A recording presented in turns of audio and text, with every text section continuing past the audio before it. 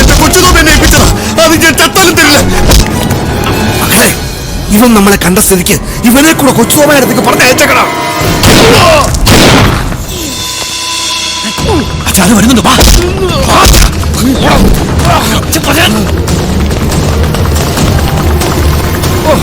മോനെ ക്രിസ്റ്റി,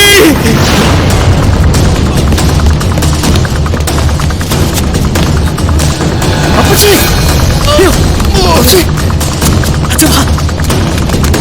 വണ്ടി എടുക്ക, വേഗം വണ്ടി കയറാം.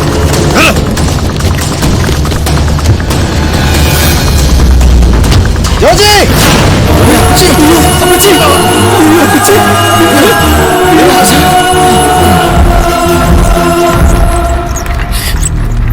അപ്പച്ചി,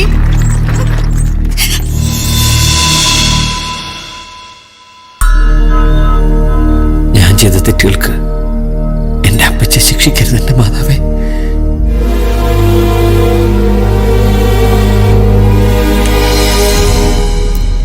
സാർ, അപ്പച്ചിക്ക് ഞങ്ങൾക്ക് കഴിയാവുന്നതൊക്കെ ഞങ്ങൾ ചെയ്തിട്ടുണ്ട്. തൽക്കാലം അദ്ദേഹത്തെ വെന്റിലേറ്ററിലേക്ക് മാറ്റി.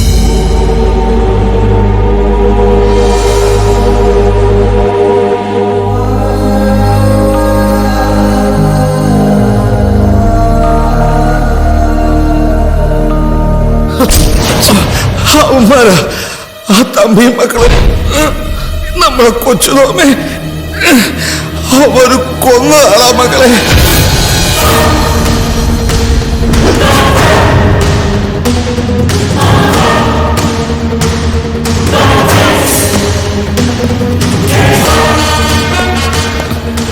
ക്രിസ്റ്റി, എന്നെ തടയരുത് പ്ലീസ്. പോലീസ് നിങ്ങൾക്കൊപ്പം ഉണ്ടാവും. പോലീസിന്റെ കൂട്ട് എനിക്ക് വേണ്ട. എങ്കിൽ ഞാനുണ്ടാവും കൂടെ. മരുമകനായിട്ടല്ല, ഒരു മകനായിട്ടാ അപ്പച്ചൻ എന്നെ കരുതിയിട്ടുള്ളത്. ക്രിസ്റ്റിക്കൊപ്പം ഞാനും ഉണ്ടാവും.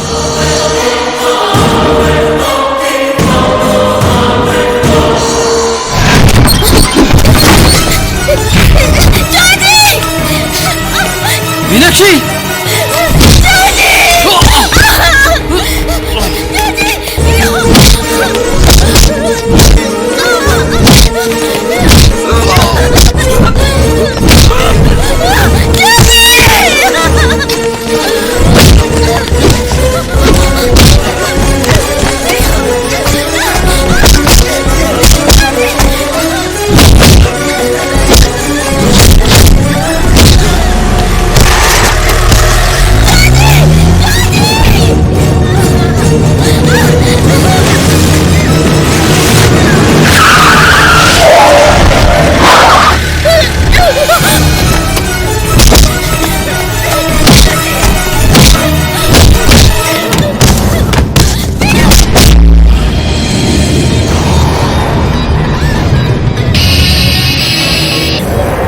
ഈ ക്രിസ്റ്റിയുടെ അനിയന ജോർജി.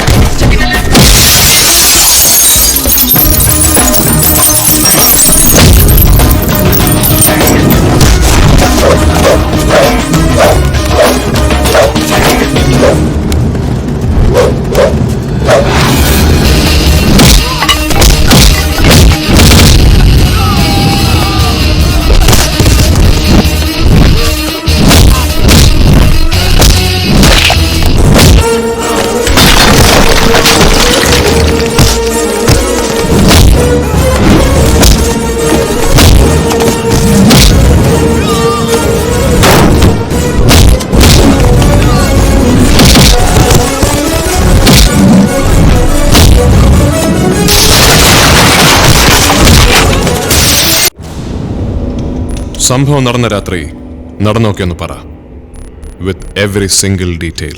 ക്രിക്കറ്റ് ലീഗിലെ കേരള ടീമിനെ അനൗൺസ് ചെയ്ത പത്രസമ്മേളനം കഴിഞ്ഞ് സൈമണിന്റെ വക വിഴിഞ്ഞത്തെ ക്ലൗഡ് 9 റിസോർട്ടിൽ ഒരു ട്രീറ്റ് ഉണ്ടായിരുന്നു. പാർട്ടി തീർന്നപ്പോ മണി 1 സൈമൺ എന്നോടും ജയനോടും അയാളോടൊപ്പം അയാളുടെ ഫാം ഹൗസിൽ കൂടാൻ പറഞ്ഞു. സൈമൺ എന്റെ കൂടെ വന്ന് വണ്ടിയിൽ കയറി. അവൻ തന്നെ ഡ്രൈവ് ചെയ്യണമെന്ന് വാശി പിടിച്ചു. ഞാൻ ഇവരെ വിട്ടിട്ട് വരാം. Bye, good night.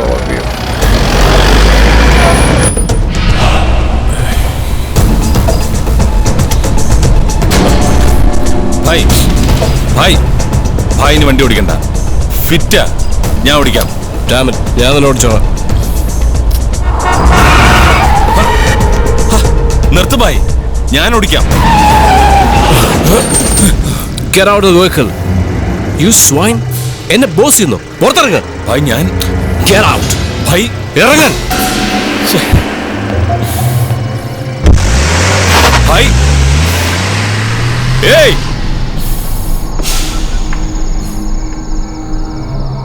Hello hello Jaya, നീ ഇവിടുന്ന് പുറപ്പെട്ടോ? ഞങ്ങളമ്മ ഉടക്കി, എന്നെ വണ്ടി നിറക്കി വിട്ടു. ആ, ഞാൻ വഴി തന്നെ നിൽക്കുവാ. ഓക്കെ, വേഗം വാ, വേഗം.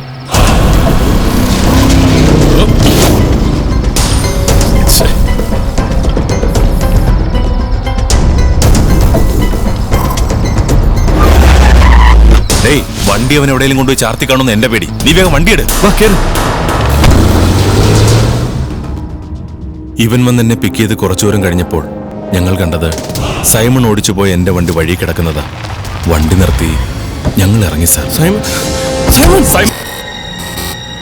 മനസ്സറിയാതെ ഈ കേസിൽ അകപ്പെട്ടു പോയതാ സർ. ഞങ്ങൾ അറസ്റ്റ് പേടിച്ച ഞങ്ങൾ ഒളിവിൽ പോയത്. ഏതെങ്കിലും കോടതിയിൽ കീഴടങ്ങാനായിരുന്നു പ്ലാൻ. ഈ പറഞ്ഞതിനപ്പുറം ഒന്നും ഞങ്ങൾക്കറിയില്ല സാർ. സാറിന് എന്ത് വേണമെങ്കിലും അന്വേഷിക്കാം. സാർ എന്റെ മൊബൈൽ കോൾ ലിസ്റ്റ് എടുത്ത് നോക്കിക്കോളൂ.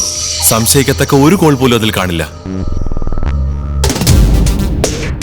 സൈമണുമായി വഴക്കുണ്ടായി നിന്നെ വഴിയിലിറക്കിയതിന്റെ ഏകദേശം എത്ര നേരത്തിനകം ജയപ്രതാപ് നിന്റെ അടുത്ത് എത്തിക്കാണും? ഏകദേശം അരമണിക്കൂർ സാർ. ശരിയാണോ? അതെ സർ. നിങ്ങൾക്ക് മാർട്ടിൻ ദിനർ എന്ന് പറഞ്ഞൊരാളെ അറിയോ? ഏയ്, അറിയില്ല സാർ. നിനക്കെന്താ സുഭാഷ്, വല്ലാത്തൊരു റിയാക്ഷൻ ചേഞ്ച്? ഇല്ല സാർ, ഒന്നുമില്ല. Sir, Niranjan has something important to brief you. Yes. Sir, ജയപ്രതാപിനെയും പാറമട സുഭാഷിനെയും ചോദ്യം ചെയ്തതിൽ നിന്നും നമുക്ക് കൂടുതൽ വിവരങ്ങളൊന്നും കിട്ടിയിട്ടില്ല. അവർക്ക് പറയാനുള്ളത് മോറോലെസ് നമുക്കിതുവരെ അറിയാവുന്ന കാര്യങ്ങൾ തന്നെയാണ്. But there is one development. Tell me. സ്വന്തം നിരപരാധിത്വം സ്ഥാപിക്കാൻ ശ്രമിക്കുന്നതിനിടയിൽ പാറമട സുഭാഷ് 2 പ്രാവശ്യം എന്നോട് പറഞ്ഞു, സാർ വേണമെങ്കിൽ എന്റെ കോൾ ലിസ്റ്റ് പരിശോധിച്ചോളൂ. That made me curious. So ഞാൻ അയാളുടെ കോൾ ലിസ്റ്റ് എടുത്തു. സൈമണുമായി ഒരുമിച്ച് വണ്ടിയിൽ കയറി പുറപ്പെട്ടതിന് ശേഷം കൊല നടക്കുന്നവരെയുള്ള ഏതാണ്ട് 45 മിനിറ്റുകൾക്കുള്ളിൽ സുഭാഷ് മൊബൈലിൽ ബന്ധപ്പെട്ടിരിക്കുന്നത് ജയപ്രതാപിനെ മാത്രമാണ്. തമ്മിൽ വഴക്കുണ്ടായപ്പോൾ സൈമൺ തന്നെ വണ്ടിയിൽ നിന്നും ഇറക്കി വിട്ടു എന്ന് പറയാൻ. ഇവിടെ എനിക്ക് മറ്റൊരു സാധ്യത തോന്നി. സൈമണുമായി വണ്ടിയിൽ കയറിയുടൻ സുഭാഷിന് ആർക്കെങ്കിലും ഒരു മെസ്സേജ് നൽകണമെങ്കിൽ അതിന് മറ്റൊരു മാർഗമുണ്ട്. A very usual method. ആരെയാണോ അലേർട്ട് ചെയ്യേണ്ടത് അയാളുടെ ഫോണിലേക്ക് ഒരു മിസ്ഡ് കോൾ കൊടുക്കുക. ഡയൽ ചെയ്ത് 1-2 റിങ്ങുകൾക്കുള്ളിൽ കട്ട് ചെയ്യുന്ന കോളുകൾ കോൾ ലോഗിൽ ഒരിക്കലും റിഫ്ലക്ട് ചെയ്യില്ല. പക്ഷേ സെൽ പ്രൊവൈഡർ സെർവറിലെ ലോഗ് ഫോൾഡറിൽ 14 ദിവസം വരെ അത്തരം ഡേറ്റ അവൈലബിൾ ആണ്. സുഭാഷിന്റെ സെല്ലിന്റെ ഒരു ഡീറ്റെയിൽ ലോഗ് സൈബർ സെല്ലിൽ നിന്നും നമുക്ക് ലഭിച്ചിട്ടുണ്ട്. Page number 3 in the folders. സൈമണുമായി യാത്ര തിരിച്ചോടൻ കൃത്യം 1:21 അവൻ 9946509770 എന്ന നമ്പറിലേക്ക് ഒരു മിസ്ഡ് കോൾ കൊടുത്തിട്ടുണ്ട്. സുഭാഷ് ആർക്കാണ് മിസ് കോൾ കൊടുത്തത്? You trace the number? Yes sir. RDX Anil, a high profile criminal. അയാളുടെ കേരള മൊബൈലിലേക്കാണ് സുഭാഷ് വിളിച്ചത്. സർ, കോറികളിൽ സ്ഫോടക വസ്തുക്കൾ എത്തിച്ചു കൊടുക്കുന്ന ഒരു ഇല്ലീഗൽ ട്രാൻസ്പോർട്ടറായിട്ടായിരുന്നു അവന്റെ തുടക്കം. പിന്നെ ഈ ഗ്രൂപ്പ് രാമേശ്വരം വഴി ശ്രീലങ്കയിലേക്ക് RDX കടത്തി തുടങ്ങിയതോടെയാണ് RDX അനിൽ എന്ന വിളിപ്പേര് വീണത്. സുഭാഷിന്റെ കോറി ഇടപാടുകളിൽ അനിലിന് ഇൻവെസ്റ്റ്മെന്റ് ഉണ്ട്. തമിഴ്നാട് ഇന്റലിജൻസുമായി നമ്മൾ ബന്ധപ്പെട്ടു സർ. RDX അനിലിനെ നിയന്ത്രിക്കുന്നതും സംരക്ഷിക്കുന്നതും മാർട്ടിൻ ദിനകറാണ്. ഈ വിവരം ഞങ്ങളിപ്പോൾ ആരുമായി ഷെയർ ചെയ്തിട്ടില്ല. എങ്ങനെയെങ്കിലും ഇത് ലീക്കായാൽ അനിൽ രക്ഷപ്പെടും. നിരഞ്ജൻ ഉദ്ദേശിക്കുന്നത് അനിലിനെ ഒരു സിംഗിൾ ഹാൻഡഡ് ഓപ്പറേഷനിലൂടെ കീഴ്പ്പെടുത്തുക എന്നതാണ്. Are you sure you can? Yes sir, I can. Then good luck. Thank you sir.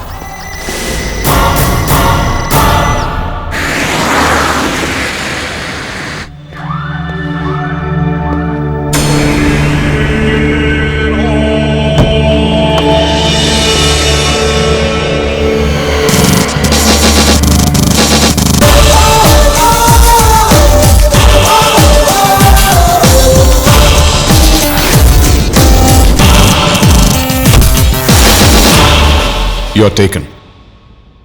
Come with me.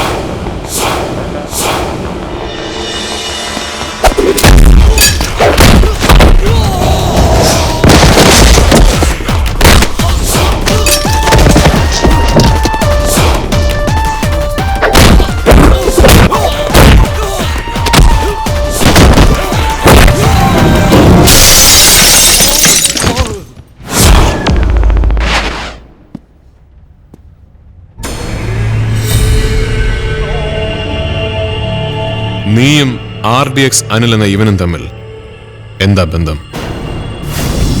ഉത്തരം പറയുന്നതാണ് സുഭാഷ് നിനക്ക് നല്ലത്. അല്ലെങ്കിൽ ഇനി ഇവൻ ഉൾപ്പെട്ട പല കേസുകളിലും നിന്റെ പേര് കൂടി കാണും. ഞാൻ പറയാം സാർ, ഞാൻ കോറി ബിസിനസ് തുടങ്ങിയപ്പോൾ ലൈസൻസ് ഇല്ലാതെ വെടിമരുന്ന് എത്തിച്ചു തന്നിരുന്നത് അനിൽഭായി ആണ്. അന്ന് മുതലുള്ള അടുപ്പമാണ്. അതിനുശേഷം പല ബിസിനസ്സും ഞങ്ങൾ ഒരുമിച്ച് ചെയ്തിട്ടുണ്ട്. ബിസിനസ് എന്ന് പറഞ്ഞാൽ കൊട്ടേഷൻ, ഭൂമി പിടുത്തം, ഹവാല, പിന്നെ രാമേശ്വരം വഴി ആയുധം കടത്തൽ അല്ലേടോ? കൊല നടന്ന രാത്രി ജയപ്രതാപനെ ഒഴിവാക്കി സൈമണുമായി അയാളുടെ ഫാം ഹൗസിലേക്ക് യാത്ര പുറപ്പെട്ടത് വ്യക്തമായ ഉദ്ദേശത്തോടു കൂടിയായിരുന്നു, അല്ലേ? ശരിയാണ് സാർ. ഇവനാണ് സൈമണുമായി ആദ്യം പോയിക്കോളാം എന്ന് പറയുന്നത്.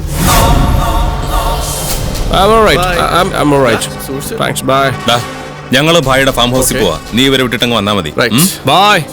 ഞാൻ തന്നെ ഓടിക്കും. Okay, bye bye. സൈമണുമായി യാത്ര പുറപ്പെട്ട ഉടനെ നീ ഇവനൊരു മിസ്ഡ് കോൾ കൊടുത്തിരുന്നു. എന്തായിരുന്നു അതിന്റെ പിന്നിലെ ഒരു പ്ലാനിങ്? നീ ഒന്നും പറയണ്ടടാ, ഇവന്മാരൊരു പുല്ലും ചെയ്യില്ല.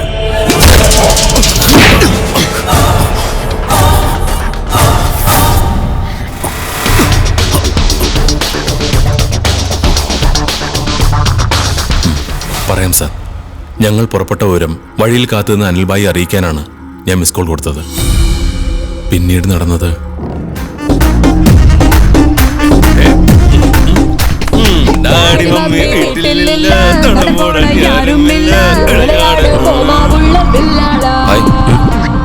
എന്റെ ഒരു ഫ്രണ്ട് അവിടെ വെയിറ്റ് ചെയ്യുന്നുണ്ട്. ഒന്ന് വണ്ടി നിർത്തണേ.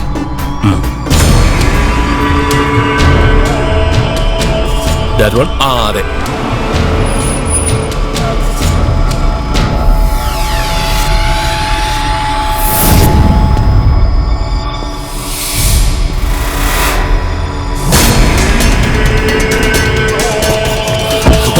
what's happening here? Move the car. Go. Go.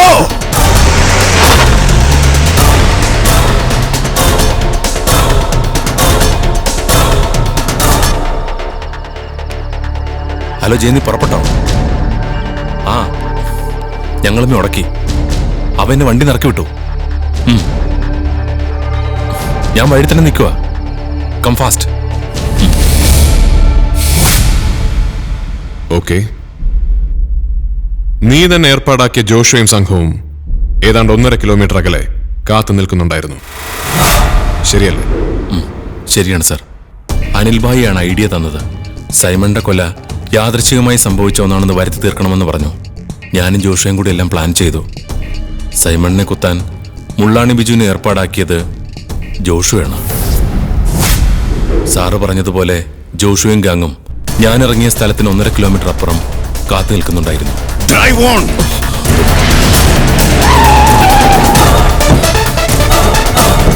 Hey, Virat, what's wrong with you? Leaving.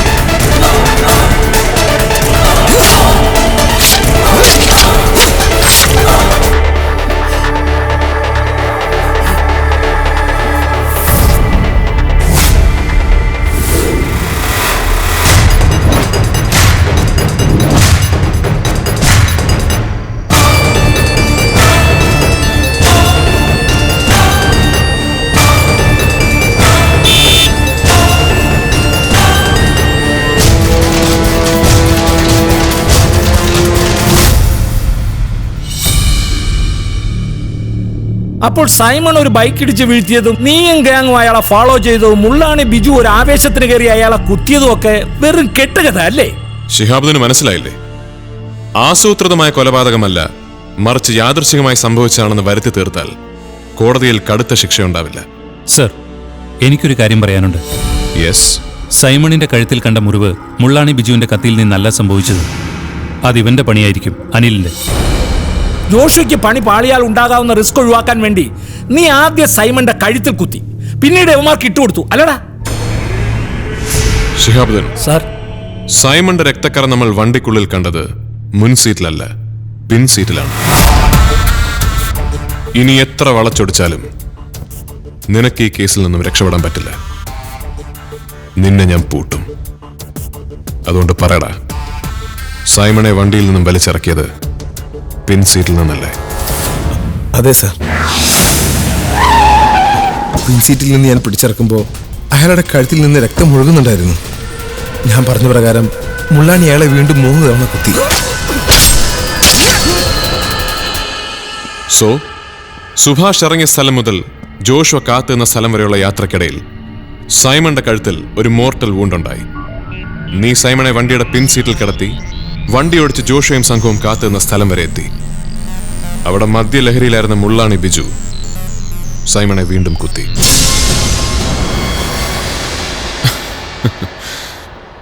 This is a stunningly intelligent crime. ഇതിന്റെ പുറകിലെ സൂപ്പർ ബ്രെയിൻ ആരാണെന്ന് എനിക്കറിയാം. The man behind you. Prove it in the court. Yes, I will. I'm going to take him and rip him apart. Your demigod, the one and only Martin Dinagar.